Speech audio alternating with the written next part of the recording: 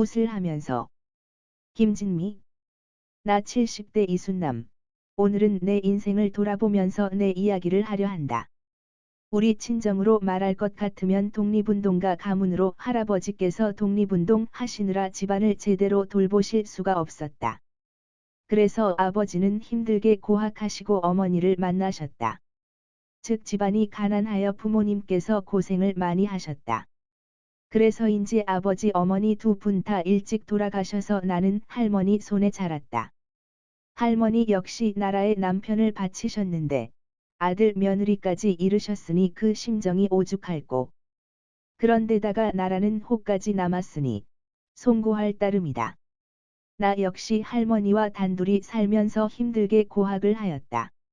당시 가난하면서 공부 잘하는 학생은 사범학교에 진학하는 게 유일한 살 길이어서 나는 열심히 공부하여 사범학교에 갔다. 지금으로 치자면 교육대학인 셈이다.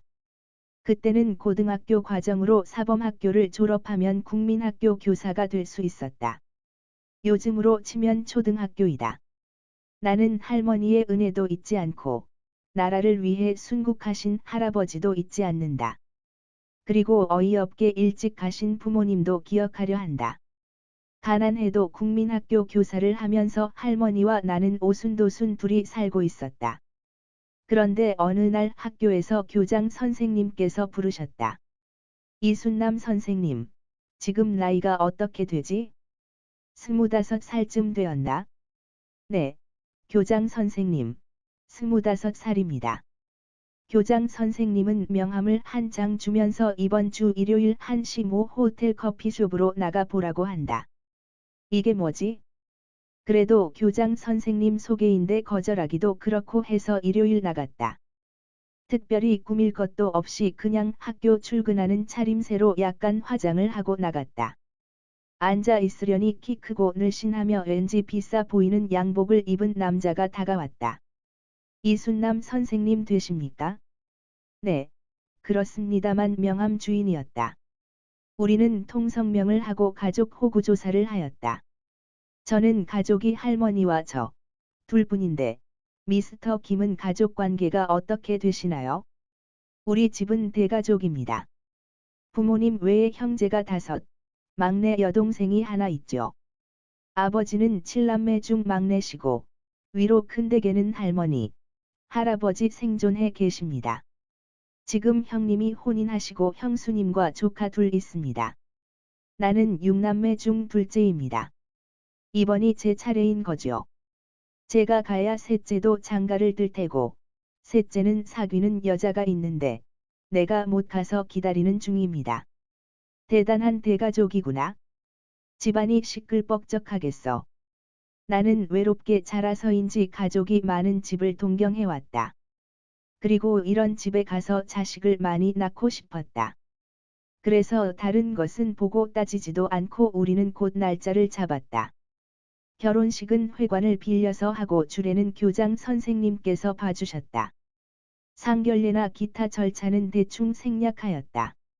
당시 우리는 조그만 방 하나를 월세를 내어 살았는데 몇 달이 지나도록 남편은 월급 봉투를 주지 않았다. 3개월이 지나서 남편에게 물었다. 여보, 당신 회사에서 월급을 안 주는 건가요? 왜 월급을 안 가져오나요? 그런데 남편 대답이 가관이었다. 아니, 나 혼자 버는 것도 아닌데 내가 월급을 갖다 줘야 해. 말문이 막혔다.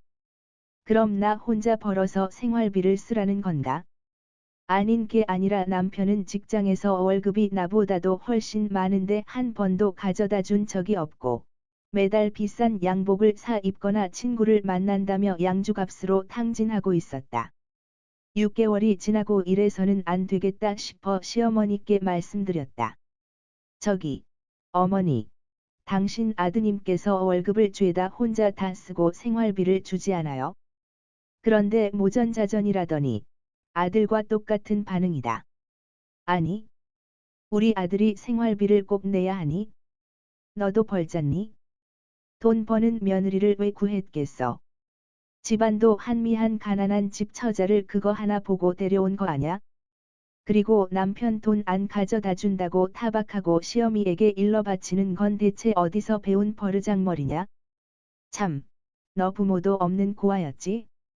하여튼 꼭 고아 표시를 내는구나. 나는 피가 거꾸로 치솟아서 대들려다가 한마디만 더 했다간 돌아가신 부모님 외에 할머니, 할아버지까지 욕되게 할 것 같아 참았다. 남편이 사치스러운 건 시댁 내력이었다. 시어머니는 지금도 매일같이 내가 세상에서 본 적도 없는 수많은 호화찬란한 비단 한복들과 패물들 외에 밍크 코트도 색깔별로 다 갖고 있었다. 시동생들도 값비싼 양복을 입고 다녔다. 나는 옷에 대해 잘 모른다. 그래도 한눈에 봐도 비싼 것이 보였다. 근데 집은 단칸방 산다.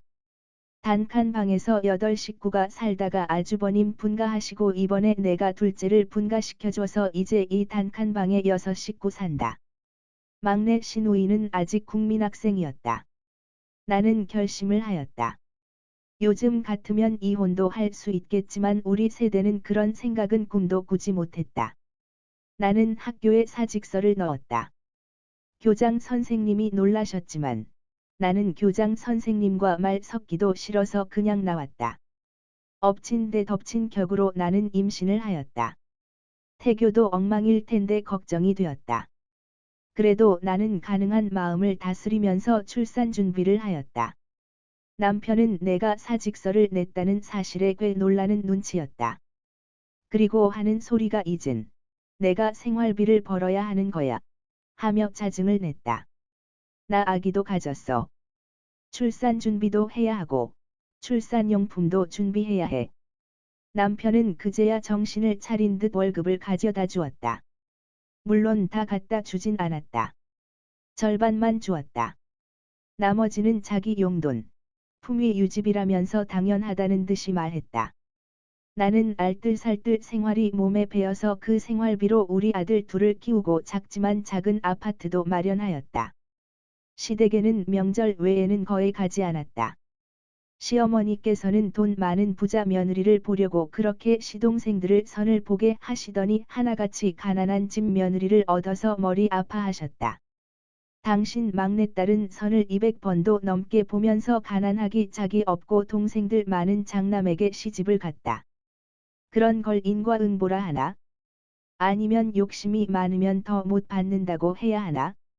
하여튼 시어머니의 소원과는 다르게 죄다 가난한 며느리와 사위를 얻으셨다.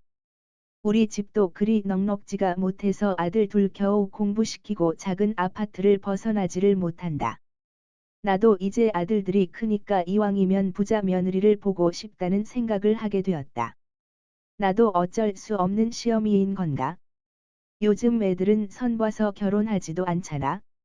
다행히 큰 놈은 대학 가서 참한 색시를 사귀더니 졸업하고 결혼을 하였다. 며느리는 우리보다는 넉넉하고 사도는 공무원이다. 나는 참한 색시를 데려온 것이 고마워서 아들이 더 예뻤다. 물론 며느리도 예쁘고 우리 아들 어디가 그리 마음에 들었을꼬. 더 좋은 남자를 만날 수도 있었을 텐데. 사실 우리 아들은 직장이 변변치가 못해서 월급도 쥐꼬리고 내가 집도 전세 아파트밖에 구해주지 못했다. 그래도 며느리는 꼬박꼬박 무난 인사를 하고 일주일에 한 번은 우리 집 냉장고를 채워주었다. 이런 며느리가 고맙게도 첫 손자와 둘째 손녀까지 안겨다 주었다.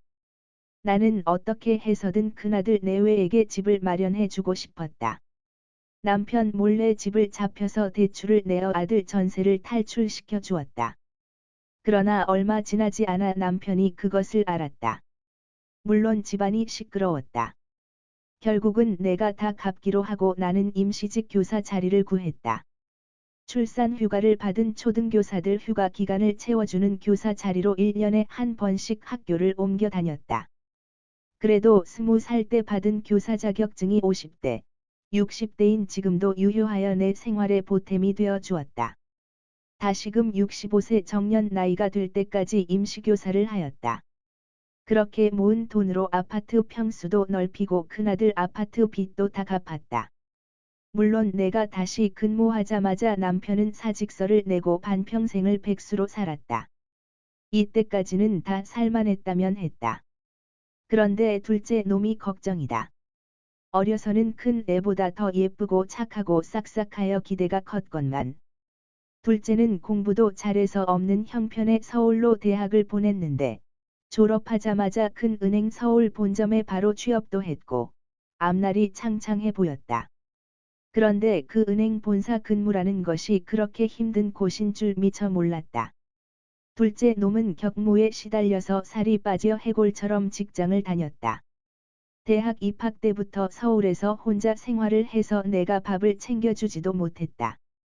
아들은 점점 건강이 나빠지더니 어느 날 엄마, 나 힘들어서 더 이상은 못 다니겠어요. 은행 그만두고 친구랑 사업할래요 하는 것이 아닌가? 내가 뭐라 할 수 있겠는가? 둘째는 직장을 그만두고 친구랑 의류 사업을 했는데 자세히는 모르겠고 외국에다 옷을 주문해서 국내에 파는 사업으로 보였다. 그런데 그게 여의치가 못해서 수익이 별로 나지 않은 것 같았다. 그 생활을 10년 넘게 하여 지금 이놈이 40이 넘었다. 물론 장가도 못 갔다. 이놈은 연애도 못하고 사업도 시원찮고 하긴 직장이 없어 선도 볼 수가 없다. 나도 직장 없는 아들을 어디다 내놓기도 마뜩잖다. 어릴 때는 큰놈이 공부도 변변찮고 해서 걱정되더니만 큰놈은 알아서 색시도 구해오고 직장도 잘 다니는데 둘째가 이렇게 속을 썩일 줄이야. 만 65세 이후로 학교도 못 나가고 해서 공인중개사 자격을 따려고 죽을 둥 살 둥 공부를 했다. 늙어서 공부하는 것이 건강에 얼마나 나쁜 것인지 내가 해보니 알겠다. 공인중개사 자격은 따기는 땄는데 그만 한쪽 귀가 가고 구안화사가 와서 얼굴이 비뚤어졌다. 구안화사는 한의원에 다니면서 고쳤는데 귀는 영 고칠 수가 없다. 한쪽 귀만 들리는 형편이다. 나는 공인중개사 일을 하면서 부동산 재테크를 시작했다. 큰애는 집을 마련해줬는데 둘째도 집은 장만해주고 싶다. 장가는 제가 알아서 가야 하는 거지? 내가 색시를 물어다 주지는 못한다. 둘째는 제 친구들이 기껏 여자를 소개해줘도 한 번 만나면 그걸로 끝이라고 한다. 도대체 이놈은 어떤 여자라야 마음에 드는 걸까? 눈이 높은 건지? 아니면 정말 여자에 관심 없는 그런 종류의 인간인 건지 도통 알 수가 없다. 그런 걸 물어볼 수도 없고. 제 인생 제가 사는 거지? 뭐. 내가 둘째도 아파트를 사주고 싶다고 하자 역시나 남편이 펄쩍 뛰었다. 그걸 왜 우리가 사줘? 우리는 무슨? 내가 벌어서 사주겠다는데 당신이 언제 애들 뭐라도 해준 거 있어요? 큰 애 아파트도 결국 내가 벌어서 사준 것이고 지금 이 집도 내가 벌어서 샀잖아요. 당신은 30년 넘게 백수로 살면서 어쩜 그런 식으로 말을 해요. 남편은 기분이 상했는지 휙 하고 나가버린다. 자존심을 건드린 건가? 나도 모르겠다. 아니 어떻게 우리 시어머니는 아들 교육을 저딴 식으로 했는지 그게 더 궁금하다. 저렇게 오냐오냐 해서 키워서 처자식 고생만 시키고. 정말 마음에 안 들어. 속이 상해서 집안 대청소를 했다. 창고에 오래된 문서 상자가 있었는데 이번 기회에 그걸 좀 정리해야겠다. 남편은 그게 뭔지 이사 때마다 챙겨 다녔다. 오늘 남편 없을 때 내가 정리해서 다 없애버리리라. 먼지가 풀풀 나고 오래된 사진들과 일기 같은 것이 보였다. 그 중에 한 장이 특이했는데 무슨 무당이 굿을 하면서 써준 부적인 것 같은 종이에 시어머니 글씨로 개발세발 적혀 있었다. 둘째야, 어미가 곧 세상을 떠날 것 같구나. 그동안 내게 해줄 말이 있었는데 오랫동안 비밀로 함구했구나. 실은 내가 8살 때 갑자기 정신을 잃고 쓰러져서 열이 펄펄 끓고 헛소리까지 했다. 용한병원, 한의원에서 진찰했지만 아무 데서도 널 고치지 못하였다. 내 아버지는 애들도 6명이나 되는데 하나쯤은 갈 수도 있는 거 아니냐고 하였다. 보통 반타작이면 평작이고 우리처럼 6명 다 살아있는 집이 어디 있냐고 하셨다. 나는 이를 악물고 너를 살리겠다는 마음으로 전국에서 용하다는 무당을 찾아갔다. 그 무당은 바로 아들이 아프다는 것을 알더라. 그러고는 아들을 살리고 싶냐? 고 물었다. 나는 지푸라기라도 잡고 싶은 상태여서 당연하지요. 보살님. 살려만 주십시오라고 대답했다. 그랬더니 그 무당이 지금 너는 제법 너희 마을에서 유지 소리를 들으며 유복하게 살고 있구나. 하지만 내 아들을 살리면 너희 집 숟가락 몽둥이 하나도 남지 않고 거지가 될 터인데 그래도 살리고 싶으냐? 라고 물었다. 내 아버지를 데려오지 않은 것이 천만다행이다 싶었다. 자식은 또 낳으면 된다고 했을 테니까. 하지만 나는 보살님, 아들만 살려주시면 전 재산도 아깝지 않습니다 라고 대답했다. 그랬더니 뭐 이런저런 비방들을 일러주고 술과 고기 3가지를 차리고 정한수를 떠놓고 100일 동안 칠성기도를 드리라고 했다. 그리고 내 주변으로 고춧가루, 마늘을 뿌리고 칼 끝을 문 밖 방향으로 내다 놓고 하여튼 비방이 많았는데 지금은 다 잊어버렸다. 그리고 결정적으로 큰 굿을 했다. 그랬더니 신기하게도 내 열이 내리고 헛소리를 그치고 눈을 뜨더니 나보고 밥을 달라고 하더구나. 우리는 살았다 싶었다. 그러나 기쁨도 잠시. 정말로 내 아버지 사업이 부도가 나고 채권자들이 들이닥치고 온 집안 살림에 차압딱지가 붙었다. 유일하게 남은 건 내 다이아몬드 결혼 반지 외의 폐물들과 시집 올 때 받은 밍크 코트와 한복 여러 벌, 내 아버지 양복 몇 벌만 남았다. 그 이후로도 내 아버지는 돈을 거의 벌지 못하셨고 나는 내 다이아몬드 반지를 팔아서 단칸방을 얻어 우리 8번지 싣고 살았다. 너도 장가갈 때까지 살던 그 집이다. 내가 무사히 커서 군대를 가게 되었는데 나는 걱정이 되어서 내가 차려입을 수 있는 가장 화려한 옷의 밍크 코트를 입고 사단장, 여단장을 직접 만나러 갔다. 그리고 널 빼달라고 했다. 빼주기만 하면 사례를 크게 할 것처럼 굴었다. 그랬더니 이등병인 너를 바로 빼주더구나. 그 이후로는 갈 필요가 없어서 안 갔다. 보복하지는 않더구나. 자기들이 부정을 저질렀으니 어쩔 수 없었겠지만 어쨌든 너는 군필엔 문제가 없다. 취직도 잘했고 그리고 그 용한 무당이 내게 해준 말이 하나 더 있는데 전 재산으로 내 수명은 연장했지만 앞으로도 계속 연장하려면 색시를 잘 얻어야 한다고 했다. 혈통 좋은 가문의 처녀로 사주에 물이 많은 여자를 찾으라고 했다. 내가 불구덩이에 다 타 죽어가는 나무라서 물이 태평양처럼 많은 처녀를 찾아야 연명을 할 수 있다고 했다. 그리고 자식도 많이 낳으면 또 기가 빠진다고 가능하면 자식도 많이 낳지 말고 돈 버는 일도 하지 말라고 했다. 나는 내가 어릴 때부터 주변에 딸 있는 집, 조카 있는 집 온 동네를 수소문하다가 20여 년 만에 내 색시감을 찾았다. 내 아버지 친구의 형님이 교장 선생님인데 그 교장 선생님이 근무하는 학교에 독립운동가 후손인 처녀가 있다는 것을 알았다. 게다가 그 처녀 사주를 보니 사주 전체가 무리더구나. 드디어 내 색시감을 찾았다 싶어 나는 그 교장에게 직접 찾아갔다. 내가 할 수 있는 사례를 다 했다. 몇 번 찾아가니 그 교장 선생님이 너랑 약속을 잡아주셨더구나. 나는 결혼이 성사되고 나서 또 살해했다. 나는 역시 20년을 찾아 고생한 보람이 있다고 만족했다. 아니나 다를까 내 색시는 돈도 잘 벌고 살림도 잘 살고 손자를 둘이나 낳아 주었다.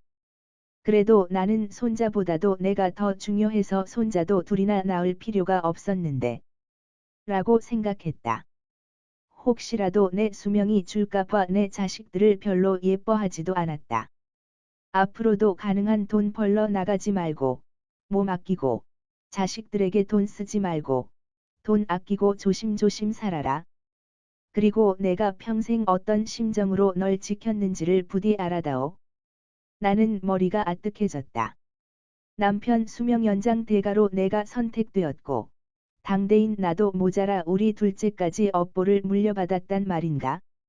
그런 나를 왜 시어머니와 남편은 대접은커녕 그렇게 박대를 한 거지? 업고 다녀도 시원찮을 판에 자격지심인가? 그렇다면 남편이 죽어야 우리 둘째가 운이 열리는 건가? 이 남편이 온 가족의 운을 다 빼앗아 자기 수명으로 쓰는 거 아냐? 내 인생은 이렇게 피 발렸어도 내 자식은 그렇게 되도록 할 순 없지? 어머니 당신이 당신 아들 살리려고 날 이용했다면 나도 내 자식을 위해서 당신 아들을 제물로 바치겠어요. 나도 우리나라에서 가장 용하다는 무당을 찾아가서 둘째 아들 삶이 평탄해지는 굿을 의뢰했다. 그리고 자식들 수명을 연장하는 대가로 남편 수명을 걸었다.